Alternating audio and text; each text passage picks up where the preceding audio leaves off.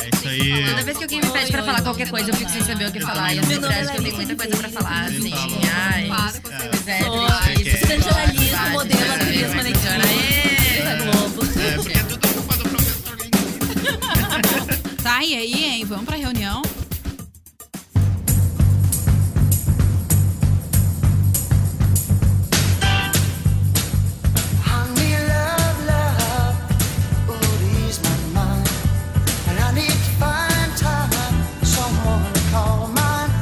Bom dia para você que está ouvindo a Rádio Unicinos FM. Eu sou Nicole Fritzen e é o som de You Can't Hurry Love, do músico britânico Phil Collins, que começa mais um Reunião de Pauta. Aqui você confere as principais novidades da comunicação. Para o programa deste sábado, dia 2 de julho, tem a companhia das colegas Natália Collor. E aí, gente? Tamires Tomazini. Bom dia, pessoal. O nosso convidado é o jornalista, especialista em relações internacionais e doutor em comunicação, Ivan Bonfim. Bom dia. Bom dia.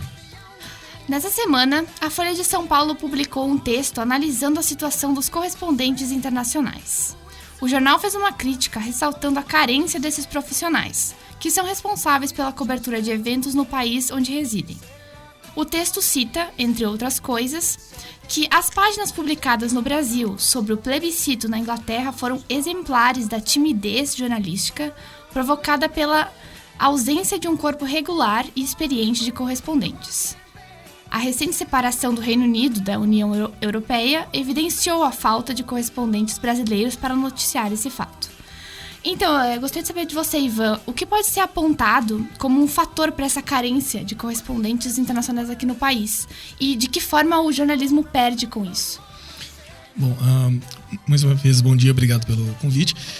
Bom, a análise da Folha eu vejo como bem acertada, porque, na verdade, faltam correspondentes. O Brasil já teve, em décadas passadas, década de 80, por exemplo, o Brasil tinha uma rede de correspondentes maior, né, no exterior.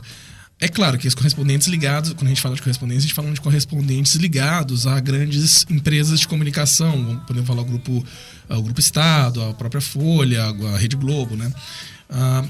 Mas há um problema, é que para você manter um correspondente, ou para você, né, fazer um trabalho que necessite de um enviado especial, é muito caro, né? Essa atividade é uma das mais caras, não a mais cara dentro do jornalismo das grandes empresas, né? Então, perde-se, com certeza, porque a gente acaba que fica dependente, né, das notícias de agência. E as notícias de agência, elas são distribuídas mundialmente. Então, uma mesma agência, a gente pode citar a Reuters ou a France Presse, ela distribui o mesmo material para empresas do mundo inteiro, e aí cada empresa vai dar o seu toque editorial. Às vezes algumas vão só traduzir o material e colocar ele direto. Mas nesse sentido, a cobertura internacional, ela fica cada vez mais homogênea, né? Falta uma pluralidade. E se a gente for pensar especificamente, né, às vezes, né, por exemplo, no caso do Brasil, vai faltar esse olhar que seja minimamente relacionado às questões socioculturais brasileiras, né? Um olhar que seja minimamente pautado por uma ideia do que seria o brasileiro olhando para isso, um brasileiro como testemunho, um brasileiro como observador direto, né? Então acaba que realmente é uma grande perda para o jornalismo nacional não termos uma rede de correspondentes tão grande. É claro que a gente tem atualmente um universo de freelas, né, de freelancers que trabalham. Alguns até se tornaram correspondentes nos últimos anos, né? A gente pode citar o Pedro Vedova, que era em Berlim, que ele estava com freelancer da Globo em Berlim, agora ele está em Londres, assumiu o posto, e é como correspondente, digamos, mesmo, da Globo em Londres. Mas o trabalho do freelancer, ele é, claro, um trabalho esporádico, né? E embora ele vai suprir uma boa parte disso, mas mesmo os freelancers muitas vezes não são contratados, mesmo se prefere utilizar o substrato, digamos, noticioso da agência, e não um trabalho de freelancer que vai ser mais caro, né? É claro, o trabalho de freelancer é mais caro, o enviado é bem mais caro, o correspondente, então, são poucos. E para ficar bem claro, assim, até para o nosso público entender que existe uma certa confusão, eu queria que tu explicasse um pouquinho também dessa diferença entre o correspondente internacional e o enviado especial, que é uma coisa assim que hoje a gente vê bastante enviado especial e o pessoal acaba se confundindo, né? Assim, Sim, a diferença básica é a seguinte: o enviado, ele é um jornalista, um repórter que é mandado por um meio de comunicação para cobrir, digamos, determinado caso, determinado acontecimento. Né? A gente pode pensar, assim, um exemplo claro de enviados são quando a gente tem conflitos, né, guerras. Geralmente esses repórteres são enviados. Eles são enviados ao local do conflito, ao palco da ação, né? Mas você tem, por exemplo, também um outro exemplo clássico, geralmente são as eleições em alguns países que as empresas consideram mais importantes, como nos Estados Unidos ou Argentina. Você tem um envio de repórteres que vão fazer uma cobertura durante um determinado tempo do acontecimento e depois eles voltam. No caso do correspondente, é como se fosse um braço de determinado meio de comunicação, de determinada empresa que já mora, né, num país. A gente tem alguns correspondentes de maior destaque atualmente. Eu citei o Pedro Vedova, mas a gente tem, por exemplo, a Isis Scamparini, que é conhecidíssima, que mora na Itália, né, que faz pela Globo. Tem alguns correspondentes do Estadão, da Folha. O Samed Ghirni, que foi o primeiro correspondente brasileiro no Irã e agora ele está na Venezuela pela Folha. Então, esses profissionais, eles moram em determinado local e trazem as informações desse local ou de outros locais, mas, digamos, a partir de uma ideia de que, bom, ele é o nosso homem, como se dizia antigamente, o nosso homem em Havana, né? Ele é o nosso representante, e aí o representante, claro, do meio de comunicação, mas dentro da ideia de que é o representante dos brasileiros naquele determinado espaço, né? Então, o enviado é aquele repórter, aquele jornalista que é mandado para determinado acontecimento, enfim, seja esse acontecimento curto ou mais prolongado, e o correspondente é aquele que já está baseado no local, né? Que ele fica ali, às vezes fica décadas, né?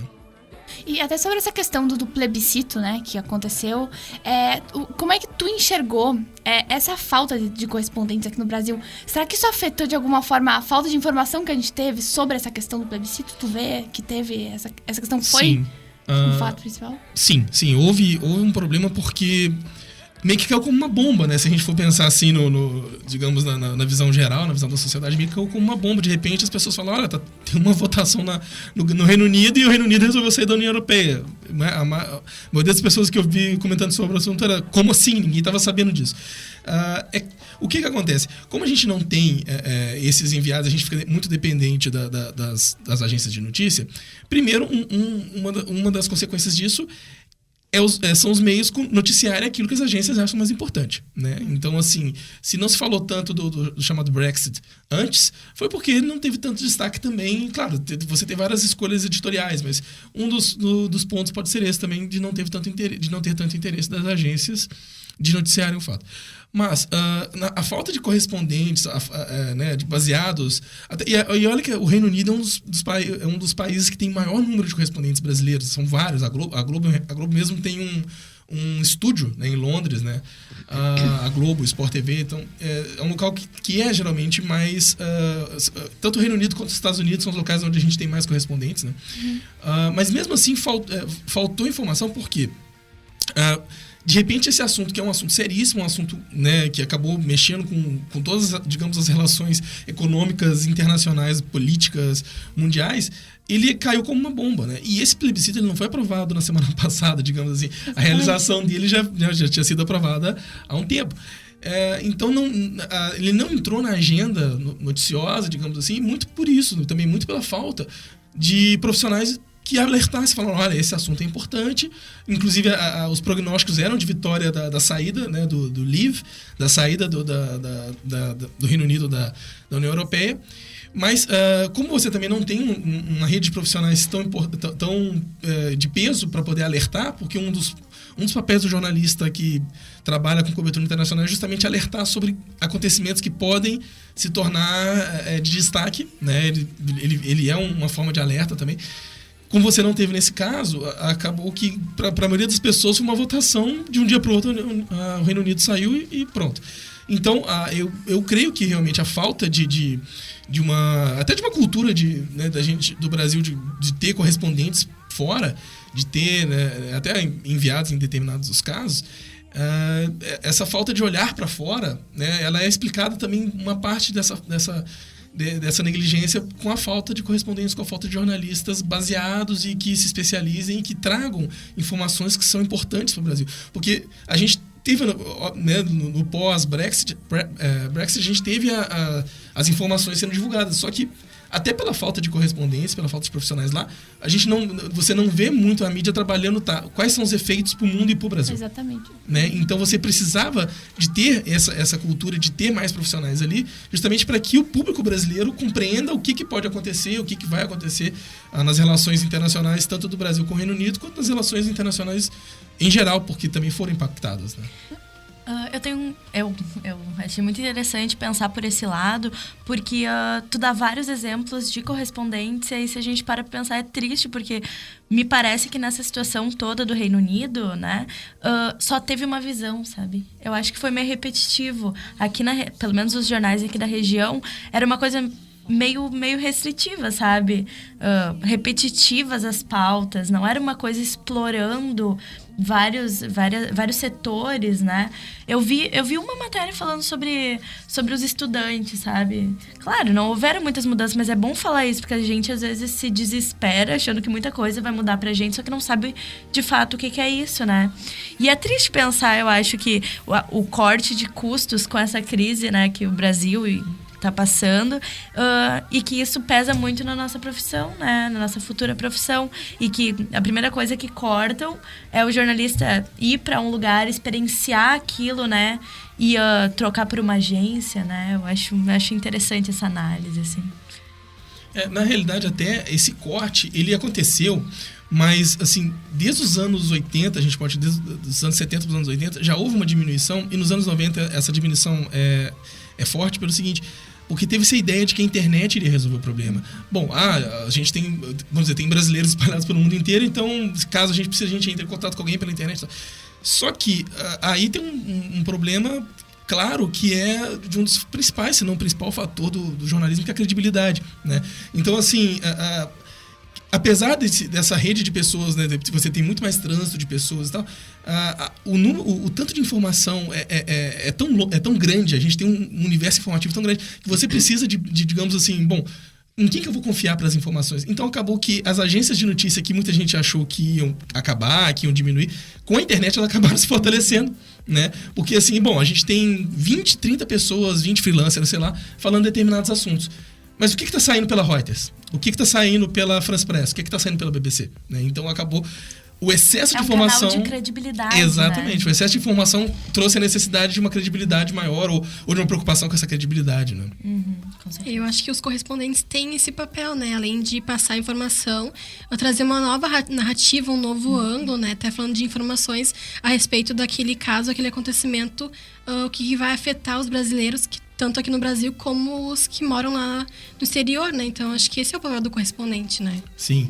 A gente pensando no Brexit mesmo, um exemplo, eu tô acompanhando muito a mídia britânica e de outros países, mas especialmente a britânica, para ver como eles estão reagindo, né? Um caso muito importante que andou sendo noticiado nos últimos dias é a maior parte dos votantes pela saída era de adultos e idosos, principalmente idosos, e os jovens votaram em massa pela permanência. E o resultado eles não esperavam, né? Tipo, mesmo que os prognósticos aparecesse isso, mas eles não esperavam. E aí os jovens agora, grande parte dos jovens se mostra extremamente decepcionada e chateada, porque se o Reino Unido sai da União Europeia, eles não podem mais morar, como eles colocaram, não podem mais morar em 27 países, né? Já que o trânsito entre cidadãos europeus é livre, né? Mas eles saindo, eles não podem mais morar em 27 países. Isso é uma perda enorme, né? Tipo, possibilidades de emprego, possibilidade de lazer, possibilidade de vida, né? Então, assim, algo que acho que falta, que, por exemplo, esse problema dos correspondentes brasileiros, um problema que a gente não vê. O Brasil tem muitos estudantes, né, no Reino Unido. Que fazem intercâmbio, né? Exatamente. Não, e você tem estudantes, você tem professores, você tem gente na graduação, na pós-graduação. Tá, como é que vai ficar a vida dessas pessoas? Exatamente. A gente não tem essas informações, né, disponíveis. Falta. Exatamente. Então, assim, você precisava de buscar, bom, temos esse evento internacional, esse fato internacional, e como isso afeta a nós. Né? E eu achei engraçado também que eu tinha visto uma matéria assim que saiu o resultado da votação e tal, que era as pesquisas no Google, vocês viram? Que todo mundo tava procurando, né, lá na Inglaterra o que era a União Europeia. E aí, se tu parar pra pensar, aqui no Brasil muita gente também não sabia. E aí me parece que uma matéria, assim, explicativa e didática, sabe? O que é isso? Não, o que é, sabe? E assim, pra nós até... Eu demorei 3 dias pra descobrir o que era Brexit, sabe? O pessoal não foi... A gente não teve esse... A gente foi atrás das informações e elas não chegavam, né? Demorou pra que houvesse, assim, mesmo... Pra gente entender mesmo. Não tinha um aprofundamento, né? Nas notícias, nas matérias. Pra ver o que isso podia acarretar pra nós, né? Principalmente nós, estudantes de jornalismo, que a gente precisa estar por dentro, né? Do que tá acontecendo. A gente não tinha essas informações, né? Não, e de repente vem um caminhão de informações. Um caminhão de dados para serem processados. Bom, União Europeia, o que é a União Europeia? O que o Reino Unido faz na União Europeia? O que é esse Brexit? Ele tá saindo, quem propôs isso? Por que ele tá saindo? Por que ele não ficou? Por que os jovens estão... É muita coisa. Então, essa é a necessidade, por exemplo, de você fazer um acompanhamento. E aí sim, um correspondente, ele tem muito esse trabalho, e é um trabalho muito valoroso, de colocando... Bom, a gente vai ter, vamos dizer assim, a gente vai ter um plebiscito daqui a um mês. Então, você começa a trazer, né, as informações, exatamente, porque esse é um fato importante. Né? Ainda mais, como estavam mostrando os prognósticos, a saída, o Leave, ia vencer. Né? Então, você precisa... Quer dizer, idealmente, o jornalismo tem que fazer esse trabalho, né? De justamente trazer as informações para as pessoas. Porque, de repente, né, você teve uma avalanche, tipo assim, Brexit para todo lado e tá... Eu preciso começar a entender o que é Brexit, o que é esta palavra, né? Se a gente parar para pensar, é a mesma coisa que aconteceu até, de certa maneira, em relação ao impeachment, né? Muita gente falava em impeachment, mas... Sabe, entender o que era impeachment enquanto estava em processo, era tanta informação chegando de todos os lados que às vezes tu tem que entender o processo mais didaticamente, né? Interessante. Eu acho também uma vantagem também de ter o correspondente é que antes mesmo de acontecer, por exemplo, o plebiscito, ele dá um panorama do qual é o sentimento das pessoas, né? Antes de acontecer, né? Ele sabe o que a população está sentindo, então dá esse panorama geral. Acho que é só um correspondente que poderia, né? Por estar morando lá e convivendo com a população de lá. Você vai ter... É aí que eu comentei. As agências não colocaram isso tanto na pauta, ou até colocaram, mas os meios brasileiros não quiseram reproduzir. Você tinha matérias já trazendo as informações, né? As matérias feitas pelos correspondentes que trabalham pelas agências, os freelancers e tal.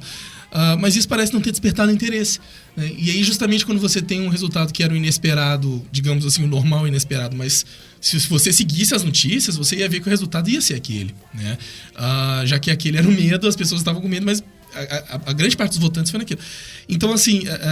O correspondente, apesar das agências trazerem isso, o correspondente é o cara que vai falar, olha, isso aqui é o essencial. Tipo assim, vamos dar, nem que seja 30 segundos disso aqui no jornal dessa semana, a gente dá 30 segundos agora, dá mais 1 minuto na semana que vem, porque você precisa justamente começar a preparar um caminho, né, já que o evento está chegando. Então, não de repente chegar, né, essa explosão de dados e pra gente poder processar isso é muita coisa, né? Então, e inclusive há o problema do pós também, né? Agora tivemos todos esses dados.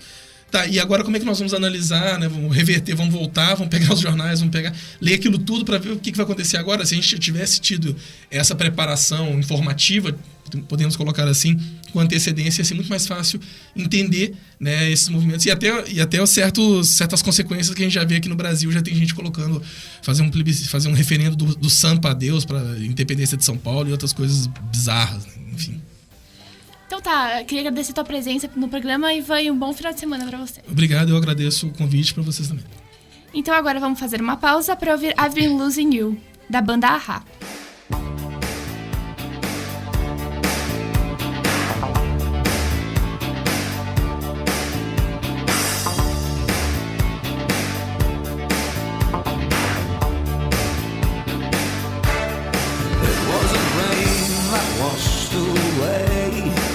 Out the colors of your eyes, putting the gun down on the bedside table. I must have realized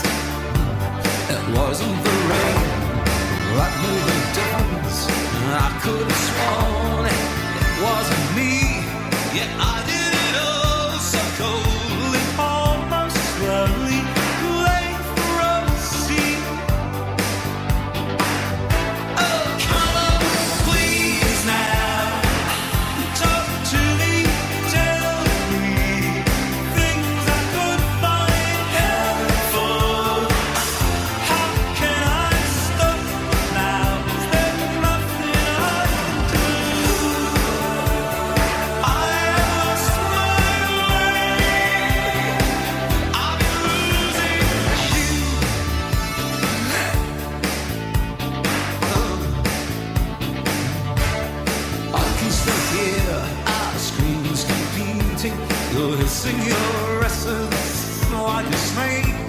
And I'm in the mirror stand, half a man. I thought no one could break. It wasn't the rain, that made no difference. Nervously drumming on, run away. But I want the guilt to get me, thoughts to wreck me, praying on my mind. So please now, talk to me, tell me things I could find helpful. How can I stop now? Is there nothing I can do? I lost my way. I've been losing you.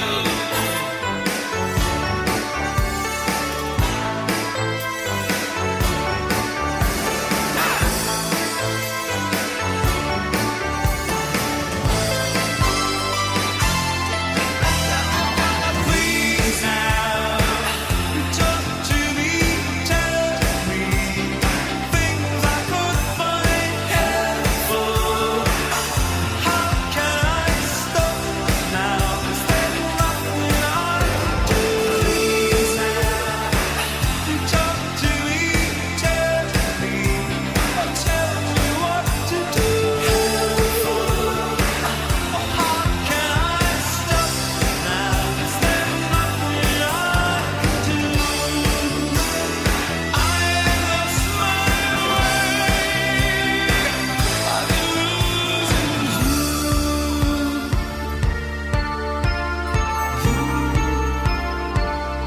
been losing you. I've been losing you.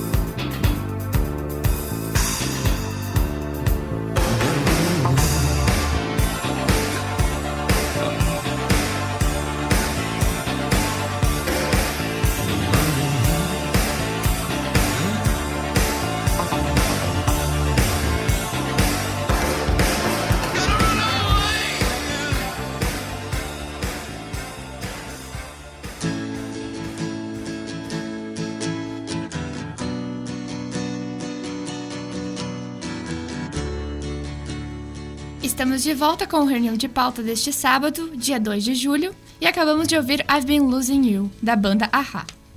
O músico e produtor americano Kanye West causou polêmica nessa semana ao lançar o vídeo da nova música, intitulada Famous.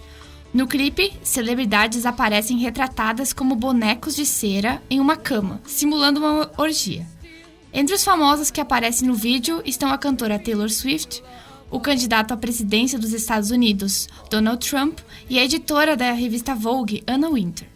Nas redes sociais, o clipe repercutiu de forma negativa, considerado misógino. Então, gurias, esse clipe foi muito criticado aqui no Brasil pela maneira com que expõe as celebridades, principalmente as mulheres, como é o caso da Taylor Swift e da Anna. Qual a opinião de vocês sobre isso? Vocês acham que esse clipe fere o gênero de alguma maneira?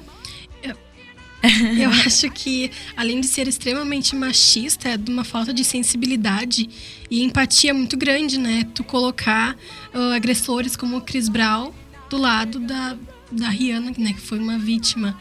Então, outra também colocar, por exemplo, o Donald Trump, que é declaradamente machista, xenofóbico, homofóbico. Então, eu acho que é muito complicado tu tocar nesse assunto e expor as pessoas desse jeito, né? De alguma forma, é uma exposição contra, né? Tipo, eles não gostariam de estar ali. Eles não deram a permissão, né? Até lendo sobre o assunto, eu até vi que o Kanye West declarou que ele tinha pedido permissão para Taylor Swift para colocar o nome dela na música e no vídeo, e depois a assessoria de imprensa negou isso, que ele nunca teve essa conversa dela aceitando aquilo, tanto que ela não sabia que ia ser citado com aqueles termos chulos, né, na música. Então, eu acho que é horrível, realmente. Eu achei um absurdo. ridículo. Eu lembro que quando saiu a música, porque, tipo assim, a batida da música é muito boa, assim, sabe? Sei lá. Mas aí, se tu vê a letra, é bizarra, assim. Eu fiquei chocada quando saiu a música. Porque o que fala na música é total um ataque a Taylor Swift, né? E não é porque algo aconteceu há tanto tempo. É que parecia que o Kanye West fez assim. Aconteceu aquele episódio, né, na premiação. Aí eles se tornaram, sei lá, não, acho que amigos é uma palavra meio forte. Mas eles estavam numa relação amigável, assim, né? E aí, depois de um tempo, parece que ele foi lá e voltou a atacar, entendeu? Eu conversei com meninas feministas sobre o assunto já. E vi em grupos, em publicações, que, assim, não tem como não se manifestar em relação à música, porque é sim um ataque ao gênero feminino, eu acho, com certeza. E ele é famoso, assim, ele adora causar uma polêmica, Ele é né? polêmico, né? E tanto que ele declarou que ele tava esperando que as pessoas viessem e processassem ele. Né? Porque ele queria mesmo. Ele queria uma polêmica. E o que aconteceu? Daí o Chris Brown se manifestou dizendo que que o Kanye West era louco, era muito talentoso, mas era louco. Mas e era um dando gênio. risada. E dando risada, adorando a situação. E o que acontece? O Chris Brown é o agressor. Sim. O Chris Brown, né, foi quem tava ali e quem é o errado, né? E que tá ali exposto, mas gostou, assim, né? Não deu nenhuma opinião negativa sobre isso. Sim. Agora vai falar com a Taylor Swift, vai falar com a Rihanna, o que elas acharam disso. Exatamente, né? O agressor, ele vai dar risada. Ele agride, mas naquele momento esquece, né? Agora a vítima não, a vítima sempre vai lembrar. Com certeza. Né? Então, o Kanye até declarou que o clipe não foi nenhum apoio, nem nesse contra aquelas pessoas, né? Mas não é à toa que eles estavam ali. E tava no fim do clipe, tá? Obrigada a todo mundo que participou do vídeo, não sei o quê. Tipo, como se as pessoas tivessem, assim, conversado. Não, vamos fazer o clipe, assim. A gente realmente topa, aceitado estar ali, nua, né? Sim, exatamente. E ele falou que, né, o próprio Kanye deu uma entrevista falando que isso aí era pra falar sobre a fama, né? Tanto que o nome do clipe é Famous. Mas aí ele coloca ali um monte de pessoas que a gente sabe que ele não se dá, né? Que é o caso até o próprio ex-namorado. a ex-mulher e o ex-namorado da mulher. Né? Então, pessoas que ele queria de uma forma ou de outra atingir. Então, a gente sabe que, no fundo, ele tinha esse intuito, né, de polemizar mesmo, né? E o que eu acho que, na verdade, foi bem extremista da parte dele, assim, porque tratou com indelicadeza, né, essas pessoas, essas mulheres, inclusive que são muito talentosas também, cada uma, né, na sua área, e acabou botando pessoas que estão ali, estão na mídia, mas que tem... parecia que queria expor, né? Tipo, todo mundo nu, pós uma ridicularizar, relação, né? E aí colocou o Donald Trump, esse cara que tem o próprio Bill Cosby, que é o comediante. Que foi acusado de agressão, de mais de 30 mulheres, né? Sim, tipo... e que o Kanye até falou bem dele, disse que ele era inocente no Twitter. Ele tweetou, né? Então, eu acho que foi bem negativo, assim. Nós não concordamos. Não gostamos. Com certeza. O Reunião de Pauta de hoje está acabando. Para saber das notícias e curiosidades da comunicação e ficar por dentro do que acontece na Unicinos, acesse unicus.cc. Siga o Unicus também no Twitter, twitter.com/unicuscc, e curta nossa página no Facebook. Agradeço a companhia das colegas Natália Collor. Valeu, gente. Tchau. E Tamires Tomazini. Obrigada, gente, e até a próxima. Eu sou Nicole Fritzen e Reunião de Pauta é um programa produzido pela Agência Experimental de Comunicação da Unicinos. Supervisão das professoras Annelise Zanoni e Débora Lapagadré. Mesa de áudio com Luiz Henrique Machado. Para entrar em contato com a gente, mande e-mail para contato@unicus.cc. Um bom final de semana e até o próximo sábado. No more chains to hold